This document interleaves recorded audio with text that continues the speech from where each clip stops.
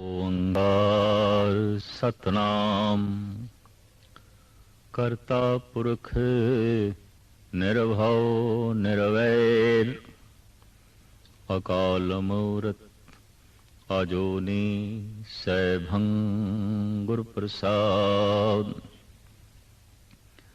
कबीर फल लागे फलन पाकन लागे आम।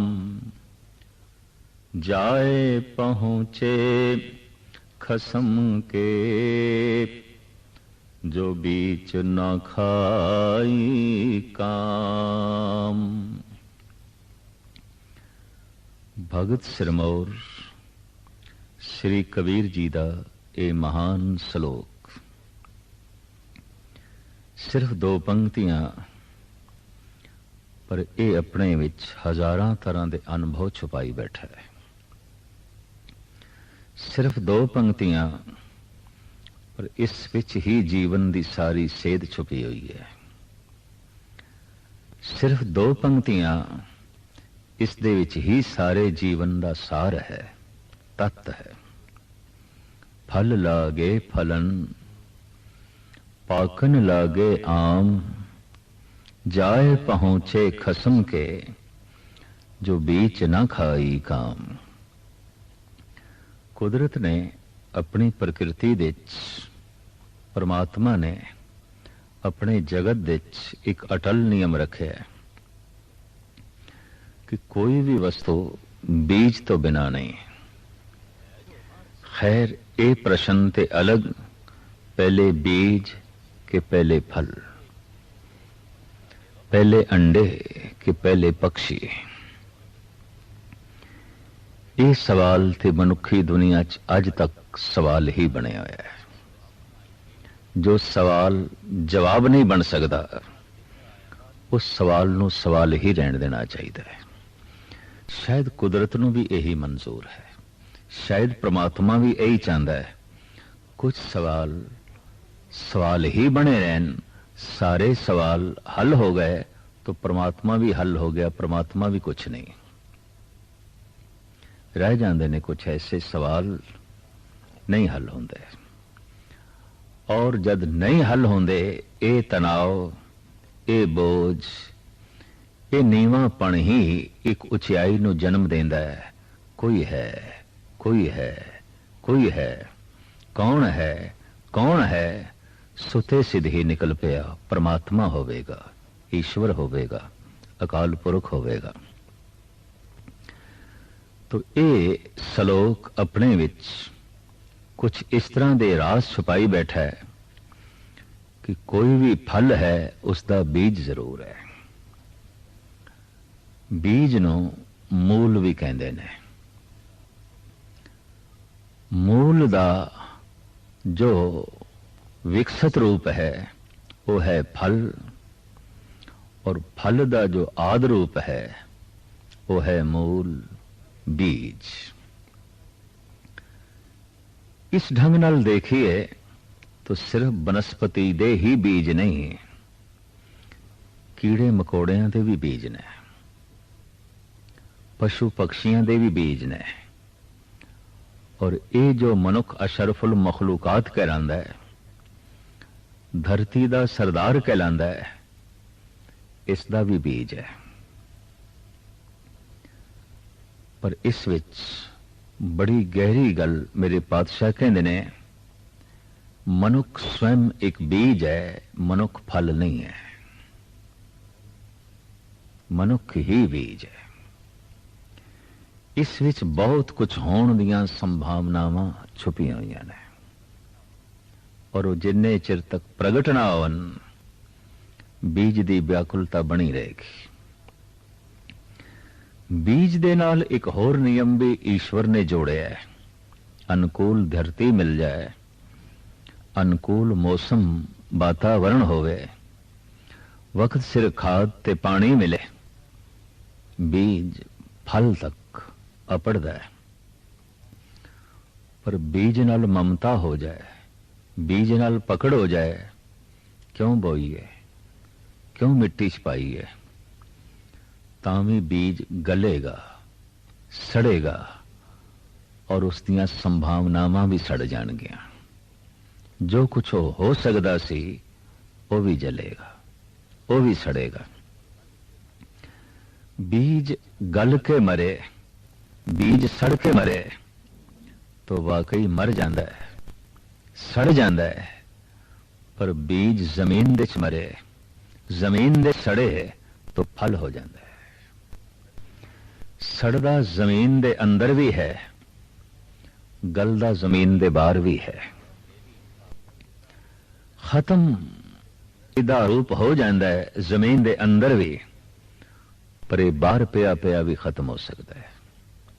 बाहर खत्म होया है तो खत्म हो गया है, पर अंदर खत्म होया तो वृक्ष बन गया है, फुल बन गए, फल बन गए।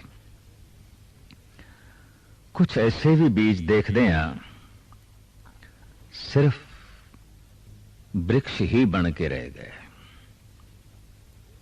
कुछ ऐसे ने हुई जरा मेहनत, मिलिया जरा वातावरण अनुकूल, फुलना तक अपड़ गए। खुशहाल हो उठिया ये वृक्ष। कुछ किस्मत ऐसे भी ने फल तक अपड़ गए। फल शिखर है, फल रस है, फल सुंदर है, फल आखिरत है। अगर मनुख नू बीज मन लईए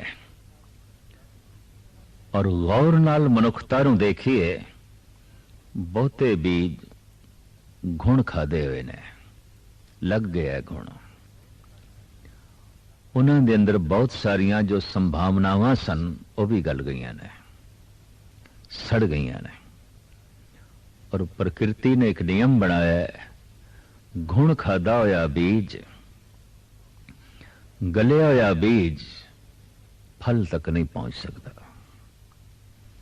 उदा बीजना भी व्यर्थ जाएगा, पानी भी व्यर्थ जाएगा, सारी मेहनत भी व्यर्थ जाएगी।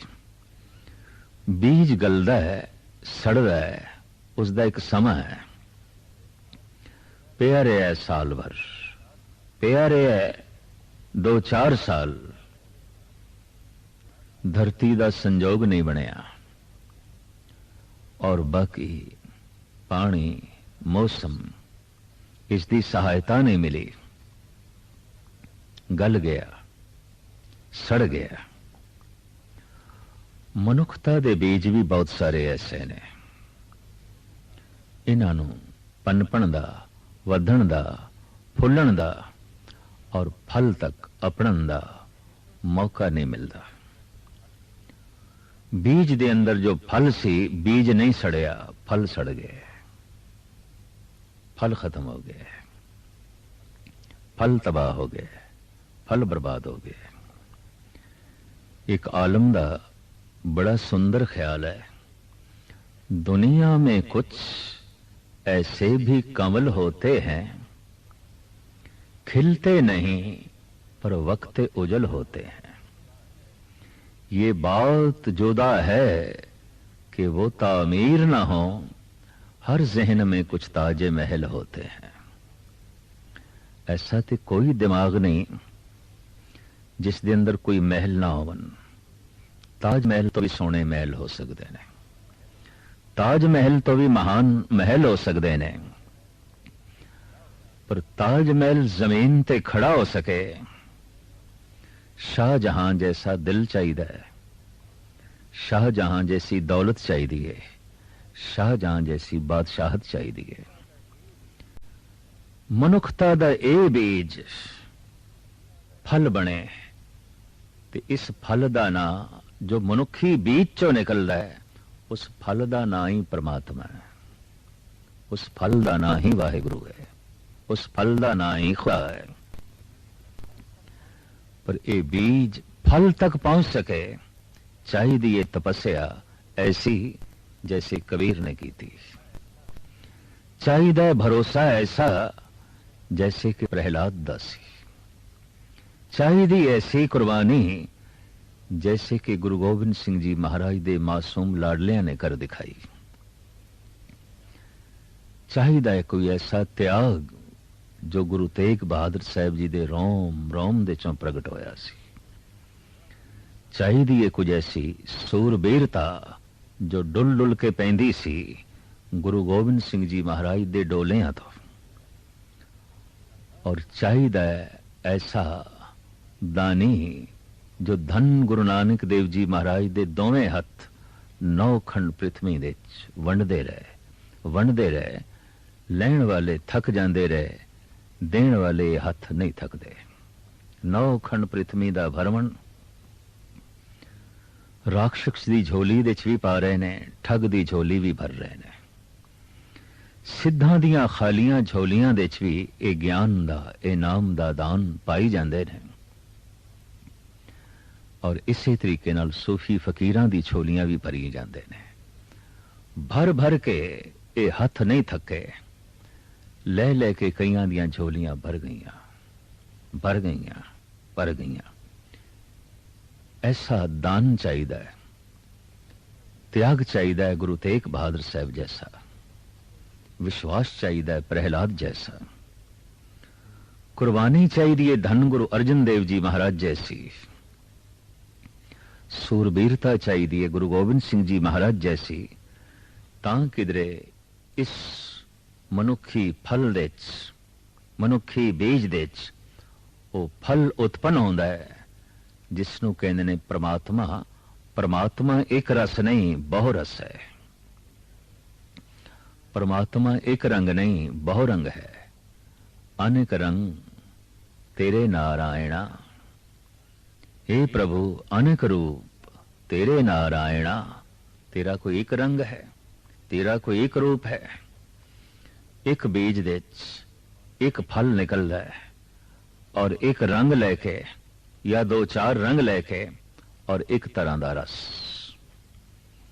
संतरे दे अंब का रस नहीं है और अंबां दे अंगूरां दा रस नहीं है। अंगूरां दे अंदर सेब दी झलक नहीं है और इस सेब दे बिल्कुल खजूरा नहीं ने। जो खजूर दा स्वाद है, जो खजूर दा रस है, वो अमरूद दा विच नहीं है। परमात्मा दा फल ऐसा है जिस दे सर्व रस ने। सर्व रस परमात्मा, परमात्मा सर्व रस। अगर समूह ब्रह्मंड दे कोई रस हो सकता है व्यापक, तो उसे दा नाम ही परमात्मा है, उसे दा नाम ही ईश्वर है। और इतना रस छुपया पे है उस बीज दे और इस बीज का नाम है मनुख। बड़ियां संभावनावां छुपियां हुई ने, बड़ियां संभावनावां लेके मनुख इस जगत दे आमदा है। लेकिन बदकिस्मती कोई धरती दे दफन नहीं होना चाहता। मर के ते सारे दफन होंदे ने। जद खाक हो गए खाक दे मिलाए जा रहे ने, पर जद बीज अपनी चमक ते दमक दे सी किधरे खाक दे मिलदा तो नूर हो जाता, प्रकाश हो जाता, रोशनी बन जाता। खाक हो के खाक दे दफन कीता तो कुछ भी नहीं, कुछ भी नहीं। आखिरी मुगल सम्राट बहादुर शाह जफर ने अपनी इस मजबूरी नो, अपनी इस कमजोरी नो मनज़रे आम ते कीता है, सामने लियांदा है। वो कहंदा है लगता नहीं है दिल मेरा उजड़े दयार में, किसकी बनी है आल में ना पाए दार में। इस आलम दे मेरा दिल नहीं लगता,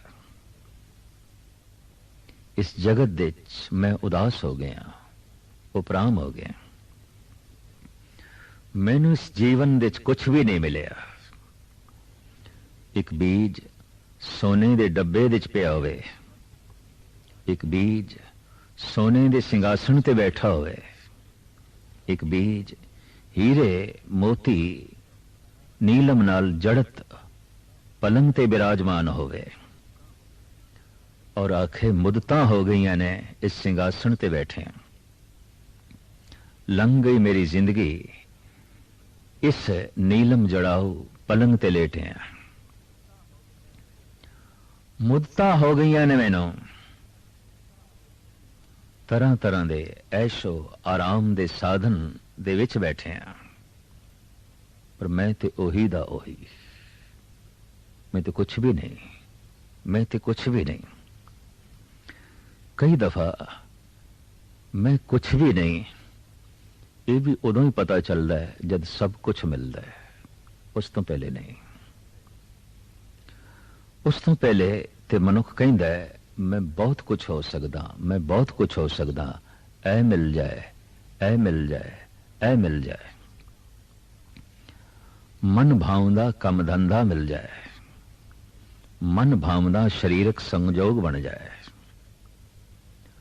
मन चाही हुई दौलत मिल जाए, मन चाया होया टिकाना मिल जाए, मन चाही प्रभुता मिल जाए। शायद मैं बहुत कुछ हो जावांगा, मन चाही प्रभुता मिल गई, कुछ भी नहीं होया। मन चाया सिंहासन मिल गया, मन चाही सता मिल गई, मन चाही दौलत मिल गई, मन चाया शरीरक रिश्ता मिल गया, संजोग मिल गया। मिल के ही पता चलिया कुछ नहीं मिलिया, कुछ नहीं मिलिया। जिसनों कुछ नहीं मिलिया कम से कम उसके कुल जीवन की उम्मीद ते है कुछ मिलेगा, कुछ मिलेगा, कुछ मिलेगा। ये उम्मीद भी उस कोल जांदी रहिंदी है जिसनों सब कुछ मिल जाता है। ये उम्मीद भी उसके कोल नहीं रहिंदी कि ये मिले तो मैं आनंदित हो जावांगा। मन चाहा शरीरक रिश्ता मिले मैं आनंदित हो जावांगा, मन चाही दौलत मिले मैं प्रफुल्लित हो जावांगा, मन चाहा टिकाना मिले मैं आनंदित हो जावांगा। ये उम्मीद उस कोल है जिसदा मिलना अजे भविष्य दे च है, वर्तमान दे च नहीं। पर जिसनों ये सब कुछ मिल गया है वर्तमान दे च, मिल के ही पता चलता है कुछ नहीं मिलिया, कुछ नहीं मिलिया। तो पहले जी रहा सी ये मिल जाए, ये मिल जाए, ये मिल जाए, मैं सुखी हो जावांगा, आनंदित हो जावांगा। मिल गया सब कुछ, आनंदित होया नहीं। हुण किस तरह जीवे, हुण किवें जीवे? दो ही रस्ते ने, या खुद नू खत्म करे या खुद नू बदले, या आत्म हत्या करे या आत्म क्रांति करे। उस तल ते ही मनुख खुदकशी कर देंदा है। सब कुछ मिलके भी पता चल गया कुछ नहीं मिलेगा, कुछ नहीं मिलेगा। तो जब सब कुछ मिलके पता चलिया कुछ नहीं मिलिया तो हुण किस तरह जीवे? आखिर जीवन लई कोई आधार चाहिए, जीवन लई कोई बुनियाद चाहिए, जीवन लई कोई इच्छा चाहिए। इस तल ते पहुंच के एक दार्शनिक, एक चिंतक, एक सियाणा मनुख आत्म हत्या की सोच सकता है। लेकिन वो बहुत सियाणा होवे तो आत्म हत्या करन तो अपने आप नू रोक भी सकता है, क्योंकि बहुत सियाणा है। जैसे कि एक आलम का कहना है, वास्तविक की होया है मर के टूटा है कहीं सिलसिला कैदो हयात। फकत इतना है कि जंजीर बदल जाती है। जेल दी कोठड़ी बदल गई है। पहले भी मैं कैदी सी, हुण भी मैं कैदी हाँ। पहले किसी होर जेल दे सी, हुण किसी होर जेल दे। पहले कोई होर बेड़ियां सन, हुण कोई होर बेड़ियां लग गईयां। पहले लोहे दी हथकड़ियां सन, हुण सोने दी हथकड़ियां लग गईयां। पहले पित्तल दियां बेड़ियां सन, हुण चांदी दी लग गईयां। बजिया होया मैं उदों भी सी, बंधन दे च मैं हुण भी हाँ। कैदी भी मैं उदों सी, हुण भी मैं जो है कैदी हाँ। सिर्फ शरीर बदल गए। पहले होर शरीर सी, हुण होर शरीर है। पहले होर मां बाप सन, हुण होर मां बाप सन। जिवें जेल बदलदी है, पहले होर जेलर सी, हुण होर जेलर ने। पहले होर कैदियां दा साथ सी, हुण होर कैदियां दा साथ हो गया। पहले होर मां बाप सन, होर बहन भरा सन, होर पत्नी सी, ये भी सब कैदी, ये भी अपने अपने बंधना च। जेल दे अंदर अगर साथ मिल सकता है तो सिर्फ कैदियां दा। जेल दे अंदर अगर मित्रता मिल सकती है तो सिर्फ कैदियां दी। जेल दे अंदर कोई दोस्ती दे रिश्ते बन सकते ने तो कैदियां दी कैदियां नाल ही बन सकते ने, और किसे नाल रिश्ते बनन नहीं लगे, ये संजोग बनन नहीं लगे। तो मां बाप के रिश्ते, भरावां दे रिश्ते, भैणां दे रिश्ते, पत्नी दे रिश्ते, पति दे रिश्ते, सब अपनी अपनी कैद भोग रहे ने, भाईचारा बन गया। कैदियां दा जैसे भाईचारा बनता है, भाईचारा बन जाता है। कई दफा लंबी कैद, लंबा भाईचारा ऐसा भी अनुभव दिला देंदा है शायद ये साडा घर है। और जिसनों जेल घर प्रतीत हो जाए, इसनों मुक्ति दिलाना कठिन है। जिसनों बेड़ियां पैरां दे कंगण प्रतीत होवन, जिन्हों हथकड़ियां सुंदर कड़े प्रतीत होवन, जिहदे लई ये बेड़ियां हथकड़ियां भूषण बन जान, ये बेड़ियां हथकड़ियां तोड़नियां औखियां हो जाणगियां, क्योंकि हथकड़ी तोड़ी जा सकती है, भूषणां नूं किवें तोड़ीए। हथकड़ी ते तोड़ी जा सकती है, पर गहणियां नूं किवें तोड़ीए। जेल तो ते आजादी हासिल की जा सकती है, पर घर तो किस तरह आजादी हासिल करिए। जेल घर बन गई। समुचा संसार ए मनुखां दे घर ते संबंध एक बहुत बड़ा जेल खाना है। इस तो इलावा और कुछ नहीं। ये छोटियां छोटियां जो जेलां असीं देखते हैं, ये सब कहण मात्र ने। कोई बड़ी चार दीवारी दे च बंद है, कोई छोटी चार दीवारी दे च बंद है, कोई जेल दे च बंद है, कोई घर दे च बंद है। सब हाउस अरेस्ट ने, और जो हाउस दे च अरेस्ट हो गया है उन्होंने हाउस आखण की लोड़ भी की है, मकान आखण की लोड़ भी की है, घर आखण की लोड़ भी की है। वो तो जेल, वो तो जेल खाना है। इस वास्ते हकीम मोमन खान मोमन ने ऐलानिया कह दिता, घबराया हाँ मैं ऐसी जेल तो, बेजार होया मैं इन्हां हथकड़ियां तो, नहीं बोझ मैं चुक सकदा हुण इन्हां बेड़ियां दा। मैं तोड़न लगा, घबरा के मैं इन्हां हथकड़ियां नूं तोड़न लगा। कई दफा ऐसा भी आउंदा है, हत्थां दी हथकड़ियां तोड़दियां हथ भी टुट जांदे ने। कई दफा ऐसा भी आउंदा है, पैरां दियां बेड़ियां नूं तोड़दियां तोड़दियां मनुख अपनी लत्तां भी गवा बैठता है, चलन दी तौफीक भी गवा बैठता है।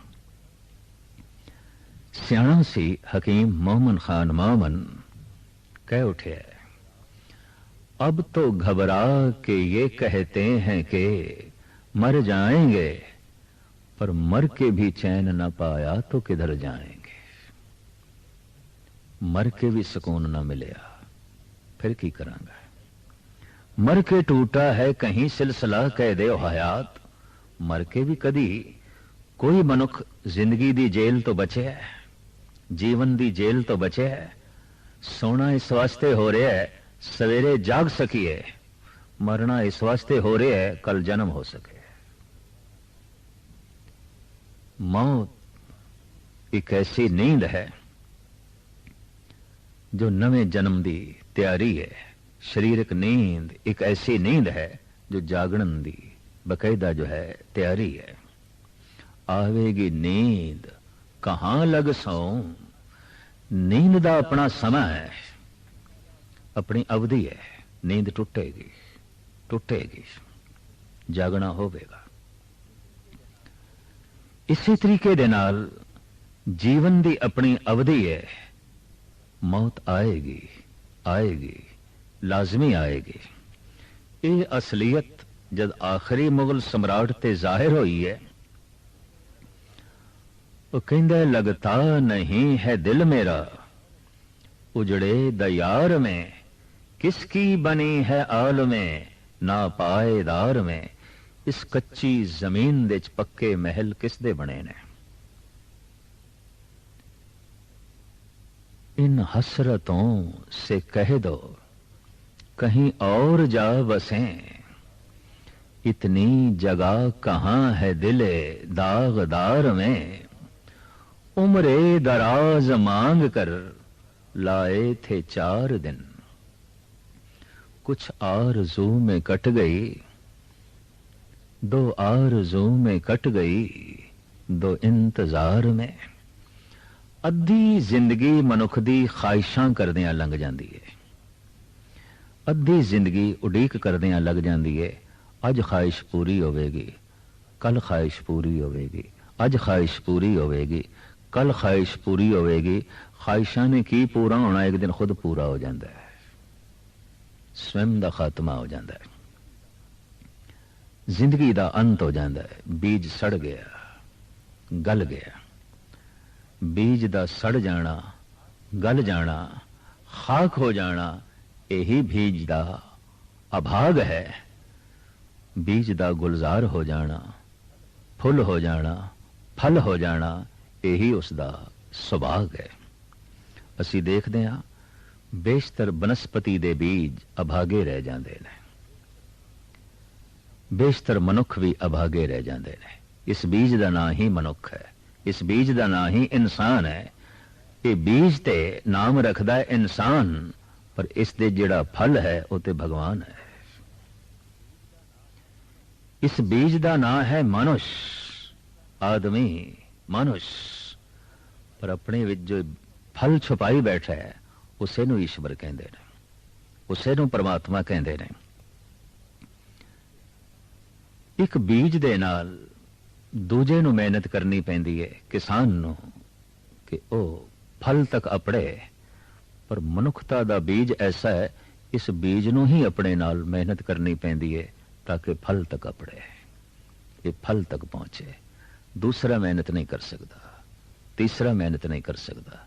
इस बीज नूं अपने नाल स्वयं मेहनत करनी पएगी। इस बीज नूं अपने नाल स्वयं साधना ते तपस्या करनी पएगी ताकि ये बीज फल तक अपड़े। फल ही परमात्मा है। इसे तखय्युल नूं आलमाना ढंग नाल इस श्लोक दे कबीर ने इंज बयान कीता है। कबीर फल लागे फलन, पाकन लागे आम, जाए पहुंचे खसम के, जो बीच न खाई काम।